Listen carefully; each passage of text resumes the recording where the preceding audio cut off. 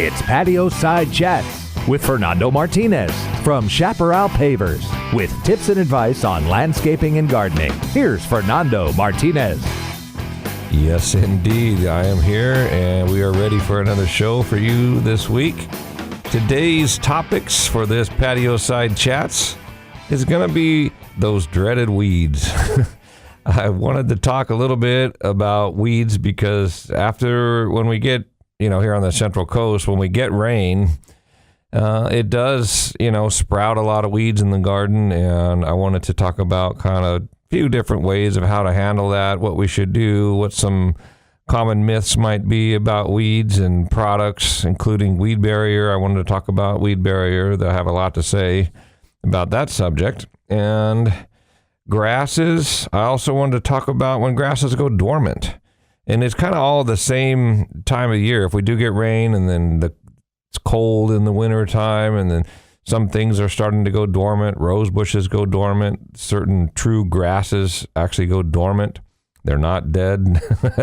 That used to be kind of a common question. We'd plant a lot of true grasses and I'd get the phone call of, my grasses are dead. What happened? They died and they're just dormant. So maybe we'll talk about the difference between dormant and dead.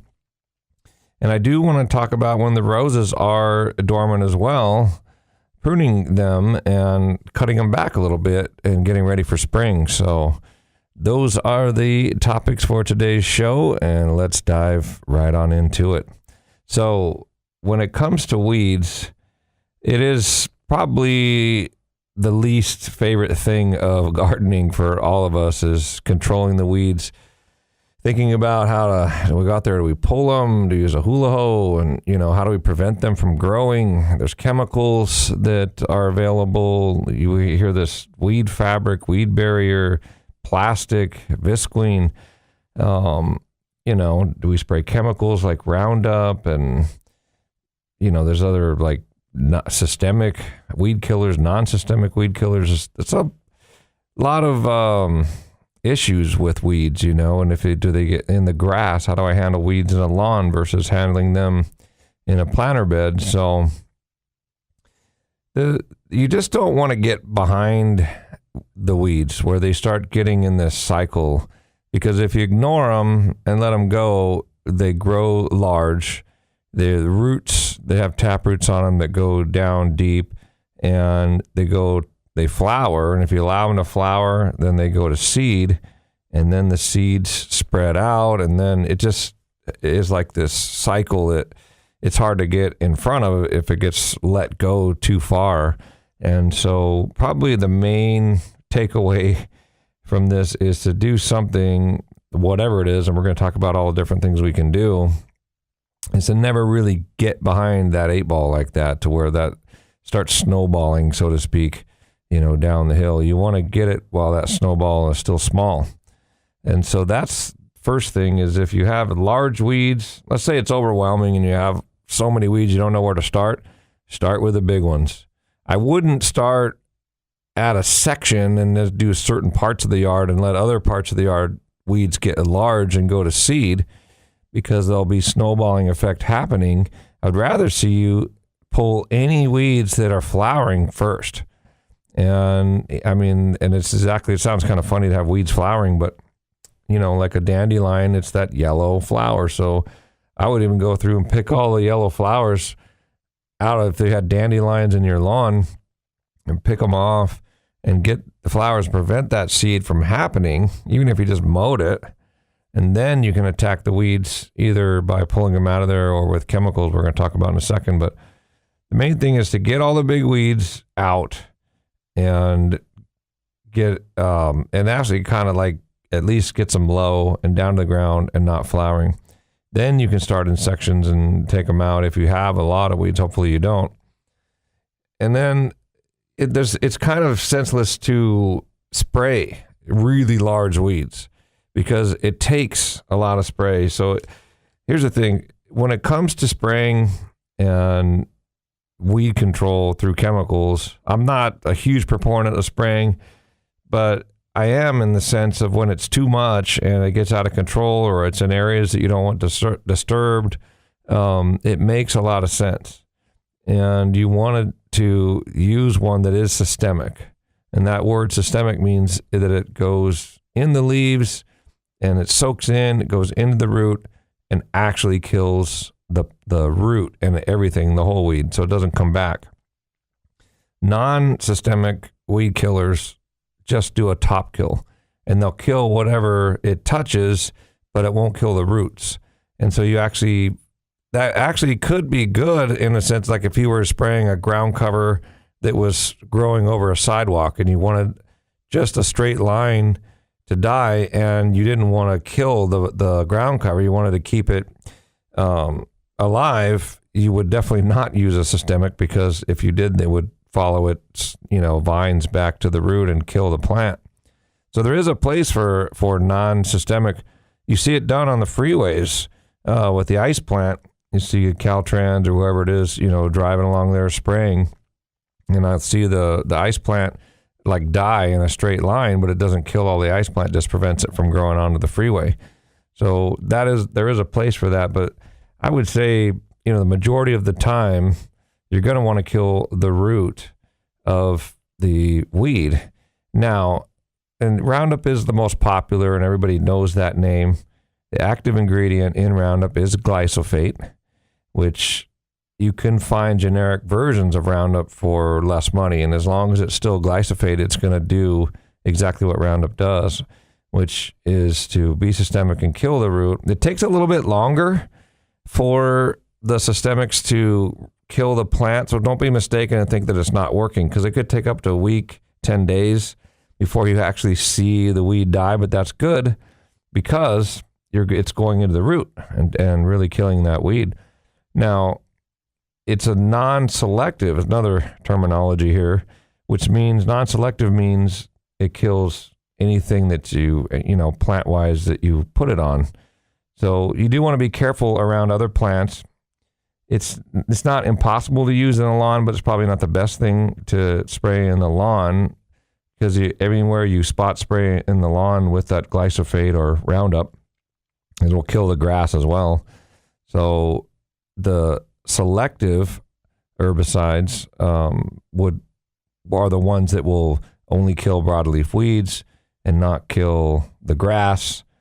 They're not as effective. There's a common one called 2,4-D, which is in that classic, everybody usually knows that name, Weed and Feed. Or you can get Grass Be Gone in a chemical form by itself without having a fertilizer mixed in. So the Weed and Feeds are good for what they do, and you can only use them 2 times a year. So read the label. And please do not use the Weed and Feeds more than twice a year. It can get down into the water table. And it's not as effective as a non-selective herbicide, because it's trying to do something that's, seems almost impossible, of killing the weeds and not killing the grass. And there's a certain way it has to be laid. The leaves have to be moist. You're trying the dust of the chemical that's in the fertilizer to get on that leaf. So you've really got to do it right. It's not the easiest way to, apply the chemical, but it is definitely possible if you read the instructions and do it correctly and do it twice a year religiously. You could keep your lawn, mostly weed free with that. And I have also used Roundup in lawns, and you end up killing a section of lawn, but it's not the end of the world, because you can cut that section out once those weeds are done. If it's just inundated with the weeds anyway, get those sections out, and then you can buy a piece of sod and plant it back there. So the good thing about Roundup is you literally can plant the day after you spray it. So it's non-active in the soil. So that's a really good thing. And I think that's one of the reasons why it's so popular and a really good weed killer, is because it kills the roots and it's not active in the soil. So never spray Roundup on just bare dirt, thinking that you're going to prevent weeds from coming up, or as a prep for landscaping or anything like that, because it does absolutely nothing. It just binds itself to the dirt and is completely non-active. It doesn't kill anything. So when it comes to Roundup, you have to get it on the leaves. In fact, if you're spraying an entire lawn to get all the crabgrass and weeds and clovers and dandelions and everything out of there before you plant new sod. What I often tell people is to water it and to get it to come back. Because usually, it's pretty common. You let it die. Turn the sprinklers off. It's like, this lawn is shot. I'm not watering it anymore. I'm going to let it die, and then we're just going to plant new sod. Or we've gone through a drought and we've just let our lawns die, and then you want to get new sod. It's a good idea to water it for, 4 or 5 days, a couple weeks. Get everything that's there to come back and growing and living, but not letting it flower. And then spray everything with Roundup so that the Roundup can get on the leaves, get into those roots. I would spray it again 7 to 10 days later and really get a good, because how you get more chemical on when you're spraying on the weeds is not by sitting there and dousing and dousing and dousing. It just beads up, rolls off, and goes in the dirt, and again, non-active. It's just you want to mist it and get the leaf wet just enough to where it sticks on there. And if you want to get more, wait till it dries a little bit and then mist it again. 7 to 10 days later, do that same thing. Give it a little mist, go over it. As it starts to dry in there, go over it again. Nice fine mist with a sprayer. And that's how you really get a good amount of chemical in the weed. And then by doing it 7 to 10 days after, you're really getting it because it's already got some in its system, and you're spraying it again. And that's how you get a good kill spraying the weed killer. So weed barrier, when it comes to that in planters, like, it's a little bit easier to control weeds in planters because you have the big shrubs usually, around, and you can go through if there's rock or bark, and you can either spot spray or you can pull the weeds out, without really too much trouble. And so I hear this weed barrier, like conversation I have a lot with the clients as we go on estimates and we're talking about these things. And my opinion is it's tough because it's got this great name, weed barrier. I mean, who wouldn't want that, but the end result really hasn't been that great for me. The weeds grow on top of the weed barrier. If you're putting bark down on top of weed barrier, it starts breaking down and becoming soil on top of the weed barrier. It also clogs up, and silt gets on there, and very little water or fertilizer would get through the weed barrier to get to the plants. Anywhere you're going to plant on where there's weed barrier, you've got to cut holes in the weed barrier, and so that you can dig a hole and then put the plant in there. Now you got dirt on top of the weed barrier. You got holes everywhere where you cut. You're trying to put it back, staple it down. Weeds grow all along the edges of the weed barrier. And even if it's rock on top of the weed barrier, eventually weeds will grow on top of the rock. The rock dust is on top of the weed barrier, and as dust and leaves and things blow in from all around, it just starts developing this layer of soil on top of the weed barrier, and weeds grow on there. When you go to pull those weeds, they're attached to the weed barrier, and then the weed barrier pulls up, and the rock gets underneath the weed barrier, and then you see all these little pieces of plastic or weed barrier poking up through the rocks. And I just think it looks terrible. I don't know. And then again, no water and fertilizers. They say it goes through maybe for one season, but over time, it's definitely silt is going to get down in there, and it's going to clog it up. And then it could be really difficult to get rid of it later because you've got all these little pieces. It breaks down over time. If the drip system is underneath the weed barrier and then you have a drip leak, it's extremely hard to find. So I don't know. There is a place for it, I think, when there's going to be no plants and it's going to be all rock, and you're going to go a good 3-4 inches thick of rock, and you want to just it actually works really well preventing rock from working its way into the dirt. Because over time, as you walk, especially areas that are going to get walked on, there's no plants, and you just put rock down. When you wait, as you're going across, or if you're wheeling trash cans along it,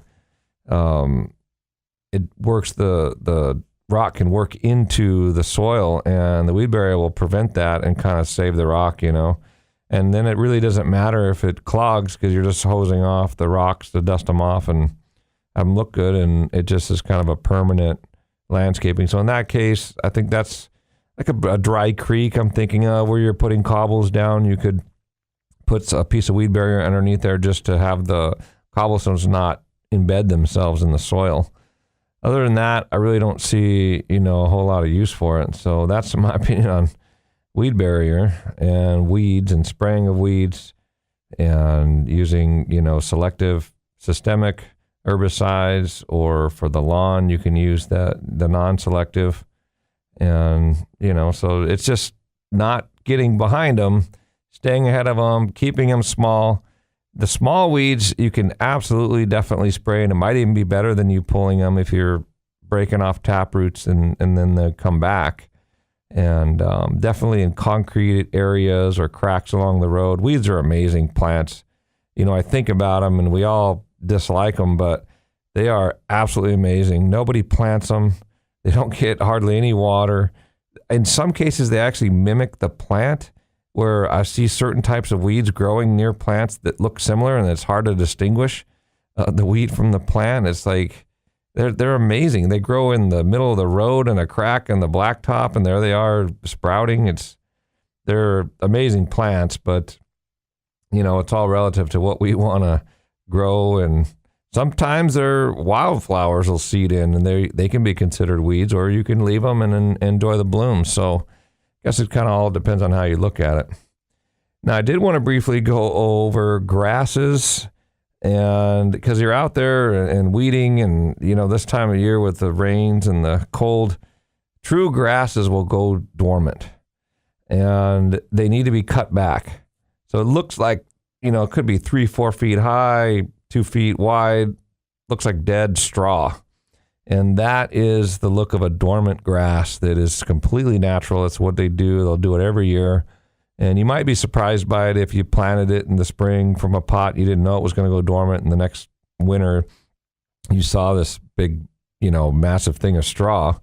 You're like, oh my gosh, what do I do? So don't worry. It's not dead. Grasses are super tough. In fact, they will last through droughts and all kinds of stuff. They just go dormant. And then when they get water, you cut them back, and they grow into a brand new, beautiful looking grass. I love grasses. There's so many different types and a lot that grow here and do really well here on the Central Coast. But the way you do it is you just give them a really short haircut, say 2 to 3 inches. Depends on how big the grass is. If the grass is going to get 4 or 5 feet high, there's some beautiful miscanthus, and the seed heads look like little fingers coming up. Beautiful. There's ones that have variegated stripes on them. There's the classic purple fountain grass, which we all know and love. There's a green fountain grass that has purple seeds but green leaves.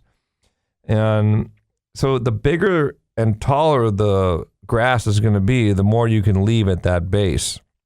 And so, you can go 3 to 4 inches on a really large grass. If you're doing something as small as, say, a blue fescue, you can just cut them down to like 1 inch or even half an inch and just give them a haircut. I've noticed that the blue fescues, sometimes they won't go all the way dormant.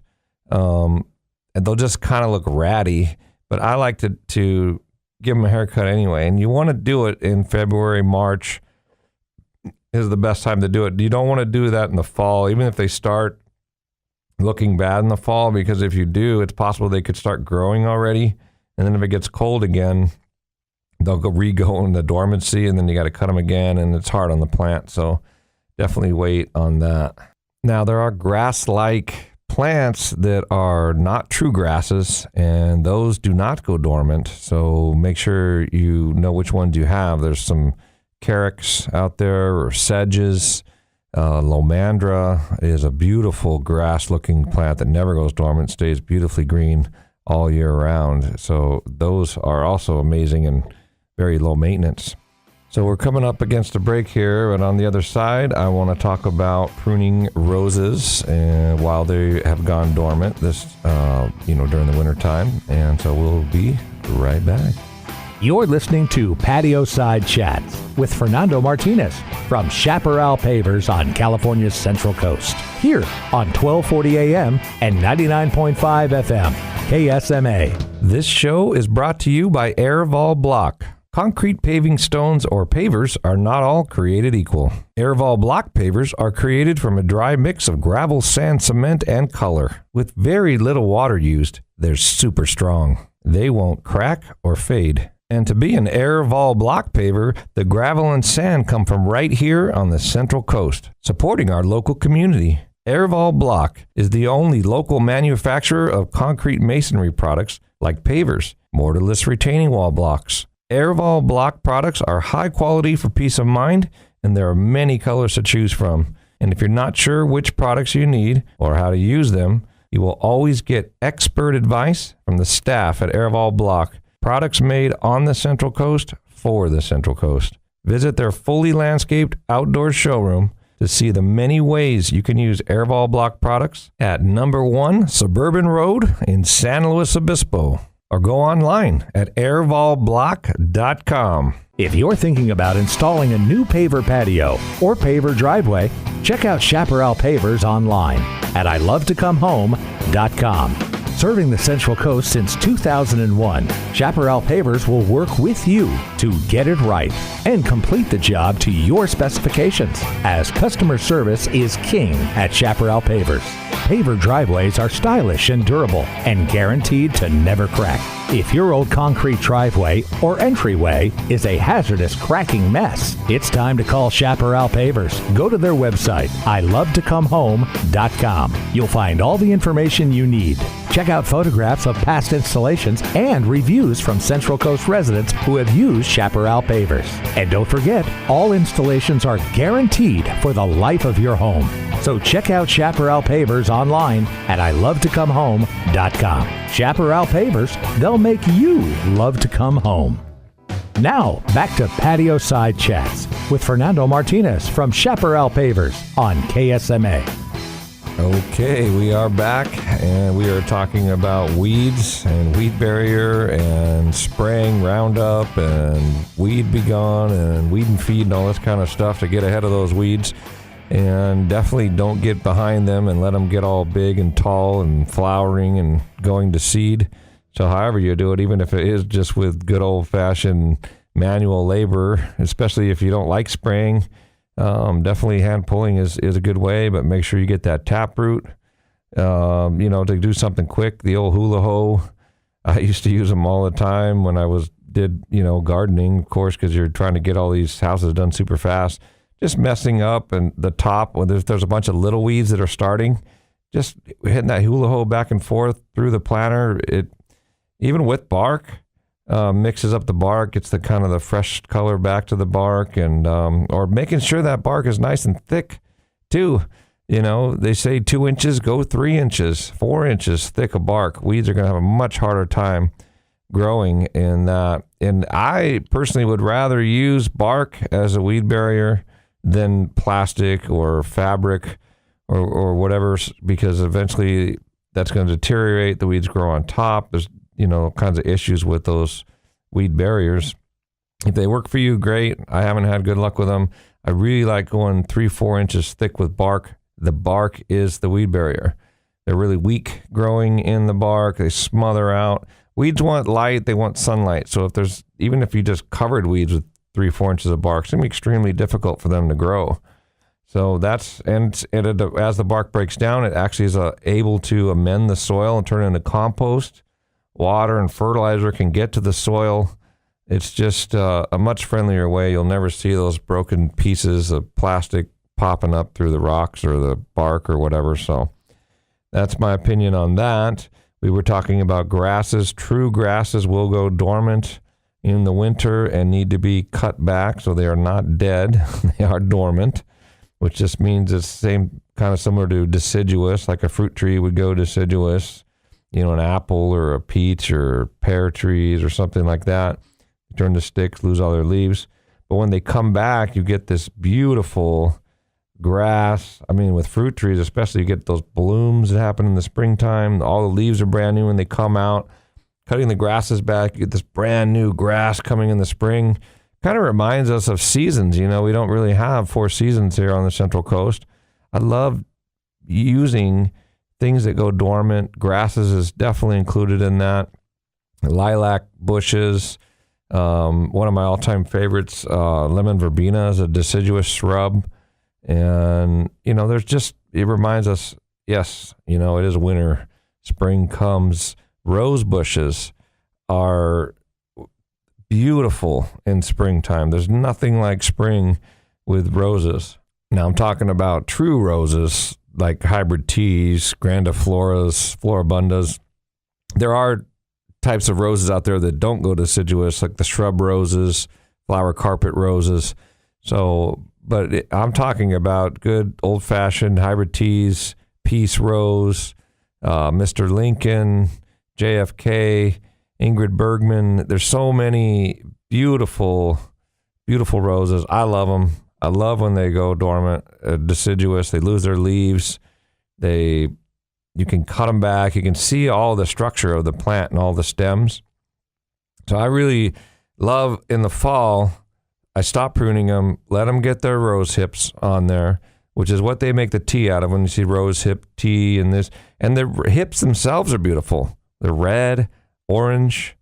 So if you never let the blooms finish, and that's the seed of a rose bush, when it completes, the flower completes, you're pruning them off all throughout the summer and fall, and it keeps producing flowers. But I like at the end of fall into winter, leave the flowers on there, let them look ratty, let them form those hips, and it makes them go more into that true dormancy that they have. Let them rest. January, February, about mid-February to early March, somewhere in there, you want to cut them back. And how much, totally up to you. I've heard all kinds of different theories on it. I've tried it both ways. The harder you cut them back, I've noticed, the longer it takes before you get blooms again. The taller you leave them and the more branches you leave, you don't want to go extreme in either direction, the faster you get flowers and sooner and more branches. And I'm the longer I've done it, I kind of lean more towards going that route of leaving them a little bit longer and having the blooms a little bit sooner in the springtime. So, and there's just nothing like it. That first bloom in the spring is absolutely amazing, and it makes it feel like seasons to me. Anyway, that's the time that we have today. I could do a whole show just on roses. Very passionate about it, and it would be fun. And we will see you next week. Thank you for joining us today here on the patio and Patio Side Chats. Check us out online at ilovetocomehome.com. This has been Patio Side Chats with Fernando Martinez from Chaparral Pavers. Go to ilovetocomehome.com to find out more, or call 805-588-6917. And be sure and tune in next week at this same time for Patio Side Chat here on KSMA.